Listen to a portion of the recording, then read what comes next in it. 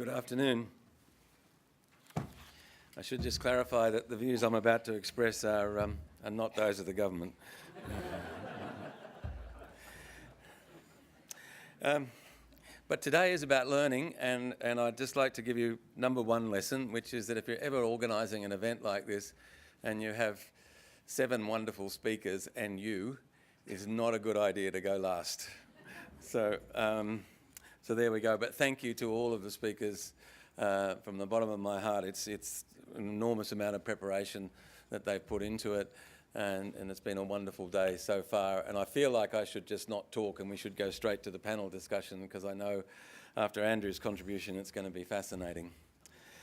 And thank you to all of the patients and patient groups that have come here today. There's some people who've come from a very long way, and it's been wonderful to see, particularly Simone Layden from Unicorn Foundation and Sharon Millman from Lymphoma Australia have come from Melbourne and Brisbane respectively, and Anna Williamson from the Leukemia Foundation. And I know there are many more of you, but they're just the ones that I know have travelled a long way for today and tomorrow, and thank you for that.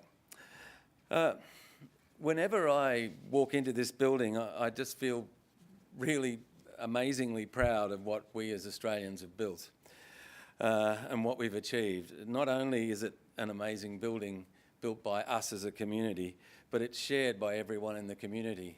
And I swear to God, I wrote this before this morning, because on any given day, you'll see school buses full of students being deposited here to walk through the halls and get a sense of what being Australian is. And I know that many of you got that this morning. There were just teeming masses of ankle biters standing up there going through security while you're all trying to get in. And I just laughed when I read this and thought, well, that's topical.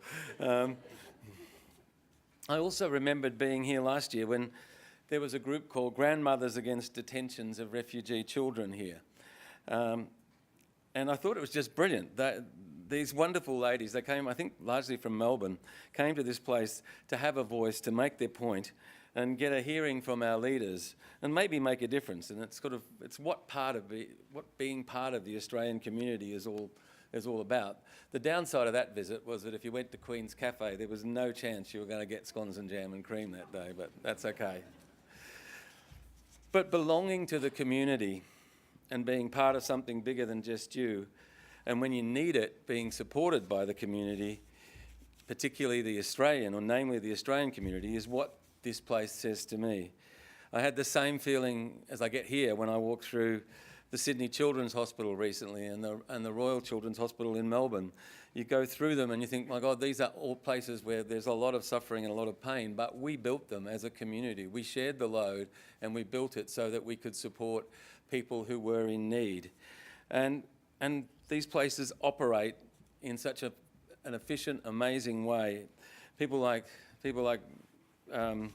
Michael's Lifehouse. I'm going to get this right because it's important. David's Nulun Cancer Centre, and the Royal Prince Alfred, the RPA, Peter McCallum. They're all fantastic institutions that we as a community built. Nobody else built them, we did. In the case of this building, Paul Keating might have signed the cheques, but it was our money. And we built it during a recession. So we didn't care about the economy. We just knew that as a community it was something that we needed to do. And this country is built by our understanding that community responsibility and participation makes us stronger together. It's why we pay taxes and why we share the load. And I remember being at dinner with my family when one of my young nephews loudly announced that he didn't see why he should pay taxes to support his mother and me in our old age. He didn't think that was fair. So I asked him how he was getting home that night. And he said, I'm driving. I said, not on my roads, you're not, buddy. And I explored a few other utilities that he needs that I won't go into. But I think by the end of it, he understood that in his life, he will stand on the shoulders of those who went before us. And he's obligated to make a contribution to the welfare of our community today and to the future of the community in the years to come. It's sort of the implicit deal we make when we embrace citizenship and become part of the community. And it's this community its support and care I want to talk about briefly and what it means for cancer patients. But I also want to talk before then about the broader question of health and health spending, and then specifically later on we'll talk a little bit about rare cancers. But increasingly and worryingly, we hear from our elected representatives about the cost of health. During the election, I heard someone use the phrase health money pit, and we're constantly hearing about the health budget as a zero-sum game. Well, I can't spend any more on this because unless I have to find some savings somewhere else. And I'm also hearing things like the burden of ageing, and that's something I'm particularly sensitive to at the moment. And all of this phrasing usually revolves around a discussion of the economy. And our economy is important, but we don't live in it. We live in our community. We built this house in the last recession, as I said, and we built our hospitals because we as a community needed them, not because the economy allowed us. A well-cared-for community is surely one of our main KPIs for our politicians. And if allocating a bit more money to health means we have a stronger, healthier community, then that seems like an idea that warrants serious discussion. In the case of cancer, a child growing up without a parent is an enormous burden. Families without grandparents leave an enormous gaping hole. Parents without children. Surely we can have a rethink and a bigger discussion around how we spend our money in this country, and maybe what we need to do is spend a little more on health. And I was reminded of this by someone who's in the room, and I won't name him, but we were having a discussion, and I was saying, this is going really, really well. People are aware, the issue of access to medicines, the issue of research, it's all getting good. And he said, yeah, but that's all great, Richard, but it's still a zero-sum game. And unless we as a community have a discussion about where we spend our money and whether we want to spend more money on health for better outcomes, then this conversation will go round and round in circles. And I think that we, as a community of patients, of industry, whatever, need to start that conversation. It's not acceptable that we think of health spending as a money pit. That's just not on. So let's talk about cancer, particularly. Earlier this year, I visited the American Cancer Society in Washington, and as you walk towards the entrance of their offices, you're confronted by a huge sign with one word on it, and that word is hope.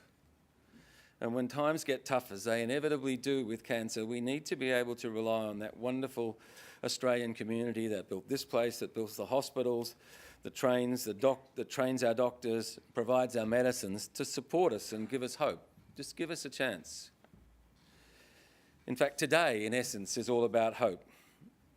The American Cancer Society has a 3-word phrase that expands on that, and it encapsulates what we need in respect to cancer, to be honest. I nearly borrowed it today until I saw that registered trademark sign, and I thought maybe I better not. But the 3-word phrase is hope, progress, answers. And today I think we all came in here with hope, and we've seen great evidence of progress, and undoubtedly the answers are arriving. And they're arriving with great speed. And what we now need to be sure is that there is a 4th word, which is opportunity, and that our laws and our regulations and our policies align with the hope and the progress and the answers to make sure there's an opportunity for everyone who would benefit from treatment from these new breakthroughs to be treated. And these include targeted therapies, immunotherapies, 1st wave, 2nd wave, 3rd wave, as I learnt today. And they are providing hope. So now we've got to work out how to provide equitable and affordable access. In fact, we have to, because for no other reason, the National Medicines Policy states as a first objective, timely access to medicines that Australians need at a cost the individuals and community can afford.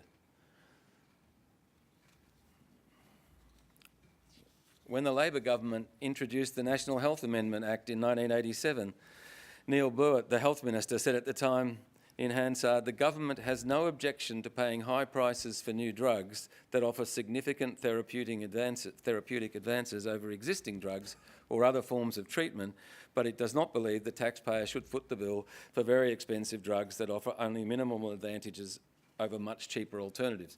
It's very similar to what Andrew said before, and it's very true. No one expects to come out with something that doesn't do any more or very much more but charges 3 times the price. And it's reflected in the Act, which says the committee, this is the Act around the Pharmaceutical Benefits Scheme, the committee shall give consideration to the effectiveness and cost of therapy involving the use of drug preparation or class, including by comparing the effectiveness and cost of that therapy with that of the alternative therapies, whether or not involving the use of other drugs or preparations. It doesn't say it's exclusively. It just says it has to include the comparison between effectiveness and cost.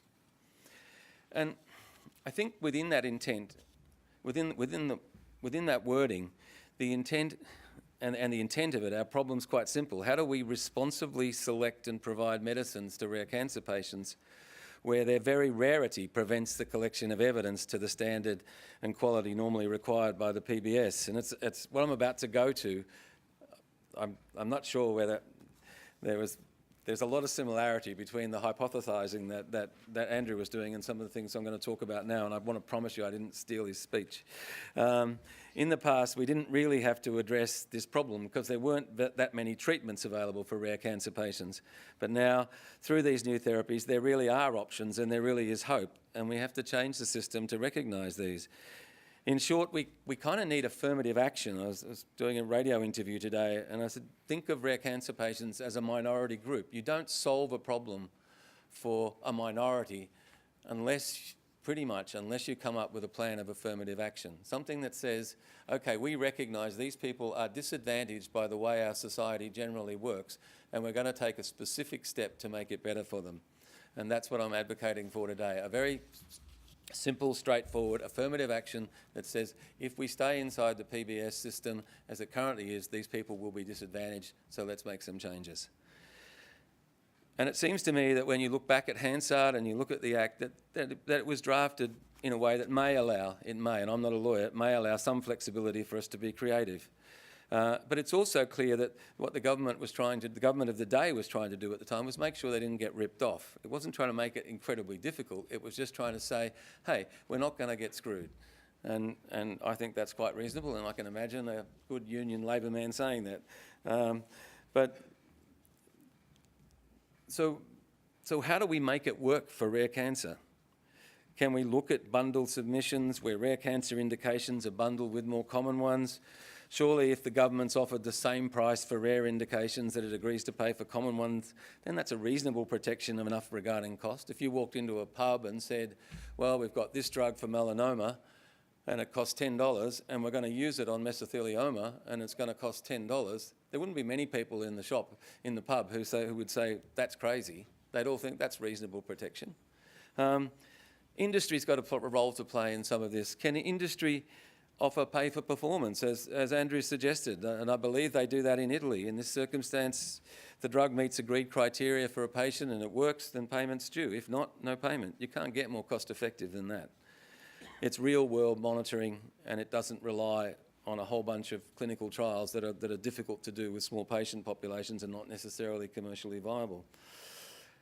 Can we ensure value by monitoring real world outcomes? We've had a lot of discussion today about big data, so why can't that work? There are so many ways, if we can get people in the room talking about how to solve this problem, it can't be too difficult for some of the great minds we've seen today and some of the great minds in the audience to find a way to solve it. But we need everyone on board. It's not just a problem for government and it's not just one for industry. It involves us as patient groups or consumer groups, so I don't get into trouble from Sally. From consumer groups, from patients themselves, think outside the box, change the models. Let's just not give up and say it's too hard. I'm sorry, I don't have enough data, it's not commercially viable, because there's no reason why rare cancer patients should be hopeless just because of the rarity of their disease. We've got to find a way to meet the challenge. That was always the intent of the government of the day, and it's always been the intent of us as a community, that we want as a community to look after our most vulnerable. And we need to do that, and that's what patients have a right to expect. Thank you.